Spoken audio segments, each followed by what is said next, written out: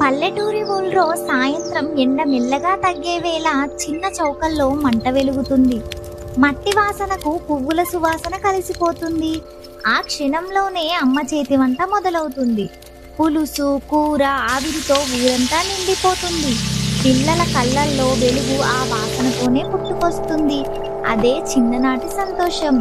అమ్మ చేతిలో ఉన్న చెంచా కేవలం వంట పనిముట్టు కాదు, అది అమృతం, ప్రేమ, కాపాడే శక్తి. ఒక్క గిన్నె వంటలోనే అమ్మ కష్టం, శ్రద్ధ, సాంప్రదాయం కలిసి మనిషిని పూర్ణం చేస్తాయి. కొడుకు పెద్దవాడై వంట చిట్కాలు చూసినా నిజమైన సుఖం అమ్మ చేతిలోనే ఉందని అర్థమవుతుంది. చెమట, మట్టి వాసన, వంట చప్పులు అన్నీ కలిసి గుండెను తాకుతాయి. ఈ వంటలో రుచుల కన్నా ఎక్కువగా ప్రేమ, భరోసా, కాపాడే చింత, జ్ఞాపక మధురంతో నిండిన బాల్యం ఉంటుంది. వంట వాసన ముక్కుకు కాదు, నేరుగా గుండెలోకి వెళ్తుంది.